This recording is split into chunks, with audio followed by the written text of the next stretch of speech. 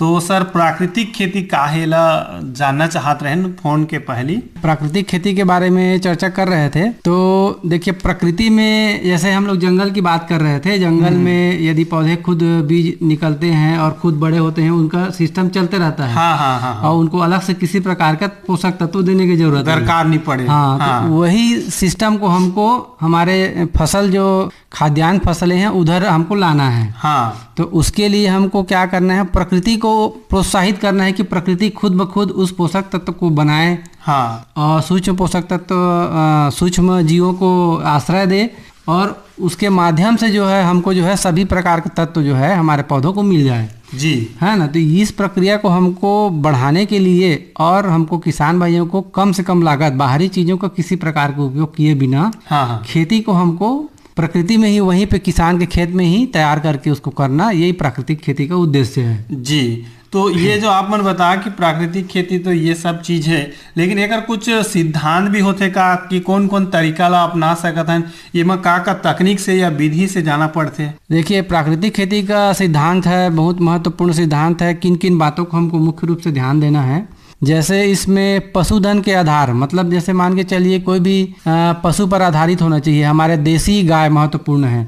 यदि देसी गाय हमारे पास में है तो एक देसी गाय है तो वो, जैसे हम लोग चर्चा किए हैं कि 30 एकड़ तक अधिकतम कर सकते हैं किसान भाई। तो एक देसी गाय जो है दिन भर में 8 से 10 किलो जो है गोबर जो है दे देती है। तो उसका उपयोग जो है किसान भाई जीवामृत बीजामृत बना करके, उसको जो है जीवामृत बना करके 1 एकड़ खेत के लिए उपयोग कर सकता है। ऐसे ही जो है किसान भाई जो है उसको लगातार उपयोग कर सकता है उसमें से गौमूत्र और गोबर से जी। तो पशुधन का आधार हो गया। फिर जो है आच्छादन की बात आती है। तो आच्छादन के लिए हमको मल्चिंग के रूप में प्राकृतिक रूप से जो मल्च है, पैरा पुआल वगैरह है, उसको उपयोग करना, ताकि वाष्प जो हमारा मिट्टी का जो है जल धारण का वो जल जो है बना रहे और उड़े मत। और बना रहेगा तो नीचे जो है जैविक क्रियाएं छोटी छोटी चलते रहती हैं, उसके लिए पोषक तत्व और आपका जल भी पूर्ति होता रहेगा।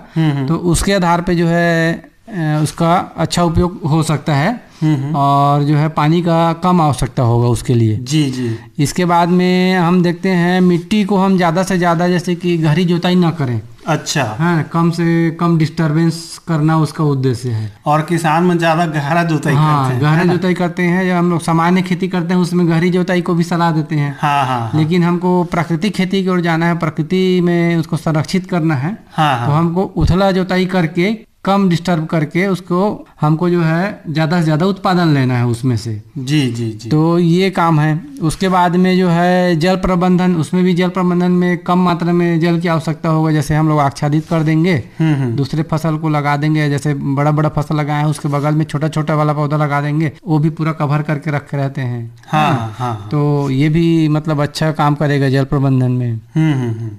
और वापसा बोलते हैं, एक कॉन्सेप्ट है जिसमें जड़ों तक जो है वायु का संचार और वाष्प का संचार होता रहे। तो जड़ से लेकर के जमीन की मिट्टी तक, ताकि उसका जो रेस्पिरेशन प्रोसेस है वो चौक मत हो, रुके मत। तो ये कॉन्सेप्ट उसमें हो गया। इसके बाद में जो है अपना स्थानीय लेवल पे जो उपलब्धता है, जैसे हमारे नीम वगैरह हो गए, जैसे नीमास्त्र बनाना है तो 10 पर्णी बनाना है तो, और जो अपने 8-10 प्रकार के पत्तियां हो गए। फिर गोबर तो है ही, गोबर और जैविक ये हो गया। फिर हमारा दलहन फसल का हो गया, गुड़ वगैरह हो गया। ये सब का उपयोग करके हम जो है अच्छा जैविक खाद बना सकते हैं इसमें। एक चीज में आप मन कहा तो देसी चीज कहा तो देसी जो खाद बीज है ना, देसी जो उपलब्धता है हमारे देसी बीज है वो मतलब भी हम में ले सकते हैं का। बिल्कुल बिल्कुल। इसमें देसी बीज जैसे कि उपयोग करते हैं तो वो लोकल, मतलब वो एडजस्टेड रहता है, रोग प्रतिरोधक क्षमता और ऑलरेडी रोग प्रतिरोधक क्षमता है और वो उस लोकल एरिया के लिए एडजस्टेड है, उस जमीन के लिए। तो उसका उपयोग करेंगे तो वो आसानी से जो है प्रकृति के साथ में मिल करके बढ़िया उत्पादन देगा। एक ताजा उदाहरण किसान भाई मन जैसे जर्सी HF गाय रही थे और हमारे जो देसी साहिवाल है, रेड सिंधी है, ये नस्ल के अगर हम गाय रखते हैं तो ये ताजा स्पष्ट उदाहरण हम देखे मिलते, समझ आते कि जो विदेशी नस्ल है और देसी नस्ल है वो का अंतर होते। तो ऐसे हमारे किसान भाई मन देसी प्रजाति के उन्नत बीज के संवर्धन कर सकते हैं। और ऐसे लैलूंगा क्षेत्र में हमारे किसान एक पंडा जी हैं, वो भी करते हैं चीज ला। सारंगढ़ बिलईगढ़ क्षेत्र के अंतर्गत कमला पानी में विद्याधर पटेल जी ओमन भी ये चीज ला करत है। तो ऐसे हमन देसी बीज ला संरक्षित करके भी हमें अपना सकत हन। बिल्कुल बिल्कुल, देसी बीज का ही उपयोग करने से बहुत अच्छा फायदा होगा। हाँ हाँ। और जो अभी लेटेस्ट हाइब्रिड वगैरह बीज है तो उसको जो है पोषक तत्व तो ज्यादा डिमांड ज्यादा लगते हाँ हाँ। है ना। तो देसी बीज को जो है हम यदि देसी तकनीक अपनाते हैं तो आसानी से वो जो है बढ़िया उत्पादन मिलेगा हमको। अच्छा, जवा फूल वगैरह किस्म है, ये सब जो है बहुत बढ़िया है इसमें। अब इसके बाद में जैसे कि जड़ का बात है तो इसमें साल भर उसमें कुछ न कुछ फसल लगता रहे। हाँ, जमीन में हाँ, रोटेशन हमारा चलता रहे, जैसे खरीफ लगाए, रबी लगाए, जायद लगाए। हाँ, और बदल बदल के फसल को हमको लेने का रहता है। धान लगाने के बाद में उड़द मूंग लगा लिए या सरसों चना लगा लिए, उसके बाद फिर उड़द मूंग लगा लिए गर्मी में। तो ऐसा रोटेशन बना रहेगा तो मिट्टी का जो संतुलन है वो बना रहेगा। और वैसे हमारे पहली दादा परदादा मन करत भी रही है कि जैसे खरीफ में मूंगफली लीन, ओकर बाद सरसों ले लीन, सरसों के बाद ओमा गोंदली ले ली, या ओकर बाद ओमा मूंग उड़द, ऐसे एक चक्रण रहे ताकि भूया की उर्वरता बने रहे। बिल्कुल। लेकिन आजकल धान ऐसे होते, लेकिन ठीक है धान भी ले, लेकिन ओमा अदल बदल के रोटेशन जरूर करे, कभू उथला जड़ वाला लें, कभू निचला जड़ वाला लें, है ना। हाँ हाँ। और तो ये सही बात है कि आपने जो विविधता कहा था, विविधता लाना जरूरी है, बहुत जरूरी है। विविधता से ही जो है देखिए क्या धीरे धीरे जो है अगर सूक्ष्म जो जीव है वो खत्म होते जाएंगे जमीन से तो बहुत सारे हम लोग पोषक तत्व देते हैं वो पौधे को जड़ से जा ही नहीं पाएगा। और जो रासायनिक क्रियाएं जो होती है वो सब रुक जाएगी, जैविक रासायनिक क्रियाएं। हाँ हाँ हाँ। तो ये सब की वजह से हम लोग को प्राकृतिक खेती की ओर जाना ही पड़ेगा और समझ लीजिए उसको अपना कर ही हम जो है हम किसान भाई को लाभ मिलेगा।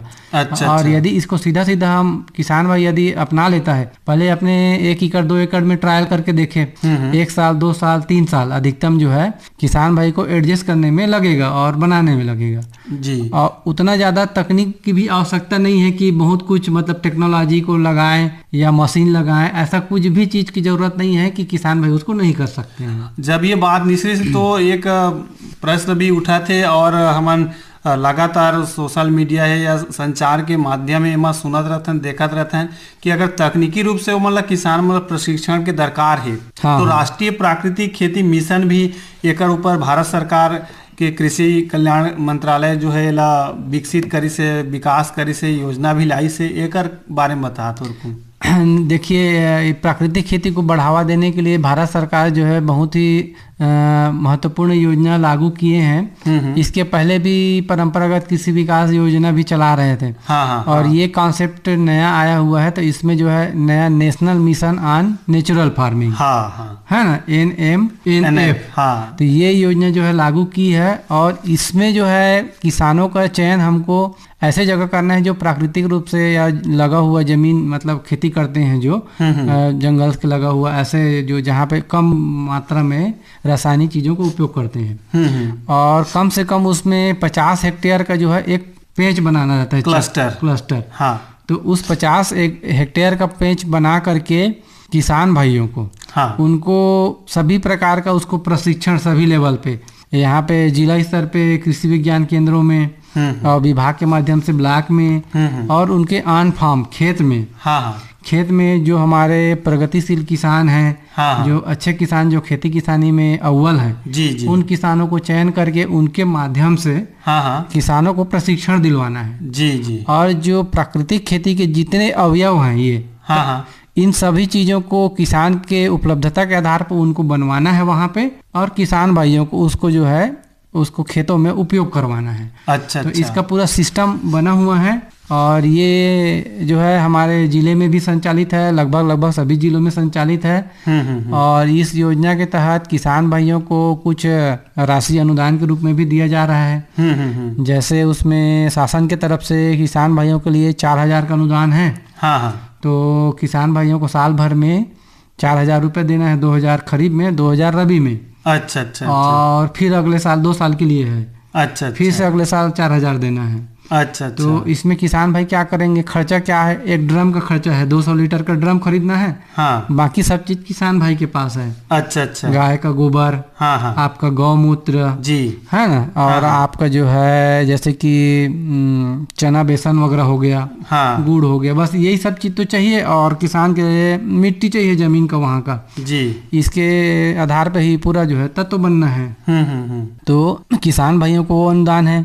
इसके साथ ही जो ट्रेनिंग कर, जिन किसान भाई उत्पादन नहीं कर सकते, उसके लिए एक सिस्टम बना हुआ है बीआरसी का। अच्छा अच्छा। तो उसमें जो है बीआरसी तैयार करना है, एक कमेटी रहेगा, और वो वहाँ पे उसका उत्पादन करके किसान भाइयों को विक्रय करना है, जो ले बना नहीं सकते हैं। अच्छा अच्छा। इन्हीं सब चीजों का बीजामृत जीवामृत को तैयार करना है। हाँ। किसानों से ही, और अच्छा, उनको अच्छा। दिलवाना है जी। तो ये जो है 50 हेक्टेयर को हमको पूरा कवर करने का सिस्टम रहता है। अच्छा, इसमें अच्छा। जो है इस मिशन में जो है कृषि सखी को भी जोड़ा गया है। कृषि सखियों को उसमें शामिल किया गया है, ताकि वो ज़्यादा से ज़्यादा जो है गाँव में, ग्रामीण एरिया में, हाँ। रहें और किसानों को संपर्क करें, और किसानों को तैयार करें, और उनको इस चीज़ के बारे में बताएं कि ये नेचुरल प्राकृतिक खेती है, इसको ऐसे ऐसे करना है, और प्रोत्साहित करके उनको जोड़वाना है, ये उनका काम है। अच्छा। तो ये पूरा सिस्टम आधारित जो है national mission on natural farming जो है प्राकृतिक खेती का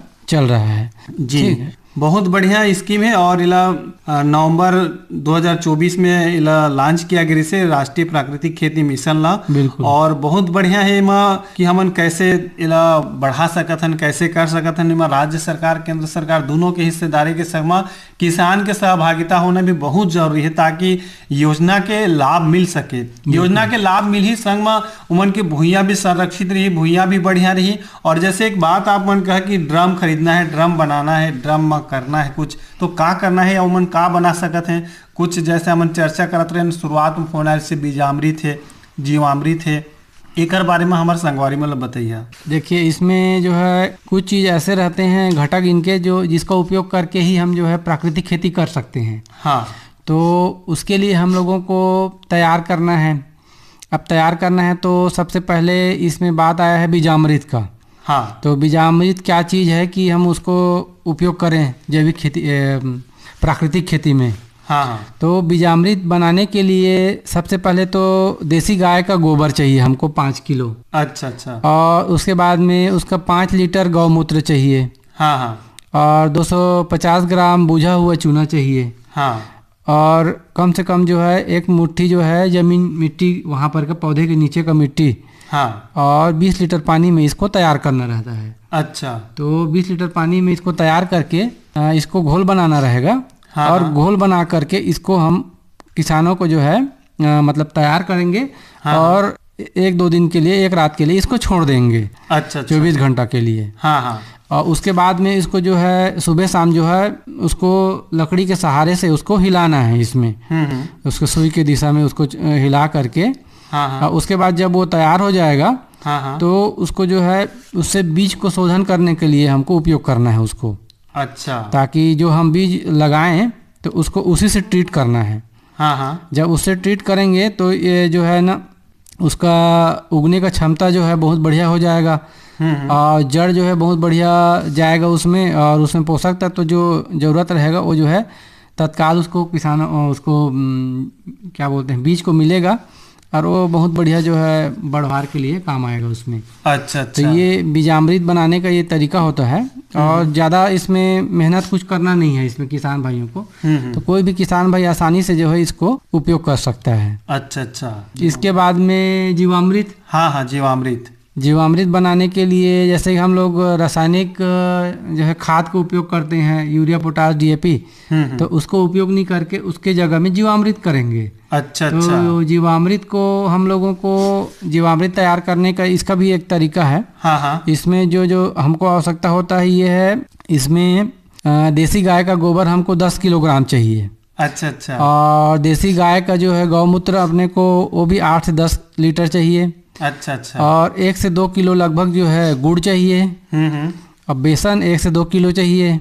अच्छा अच्छा। और उसको 180 लीटर पानी में उसमें जो है घोलना है। अच्छा। साथ ही उसमें जो है पौधे के नीचे का, पेड़ वगैरह कोई है उसके नीचे का जो एक्टिव जो मिट्टी है उसको 1 मुट्ठा कम से कम आधा किलो के लगभग या एक मुट्ठी जो है उसमें हम डाल के उसको घोल सकते हैं। अच्छा अच्छा। तो उसको हम मिला के उसको घोल बनाएंगे और घोल बना के इसको भी जो है हम कम से कम 72 घंटे के लिए अच्छा इसको छोड़ना है इसको।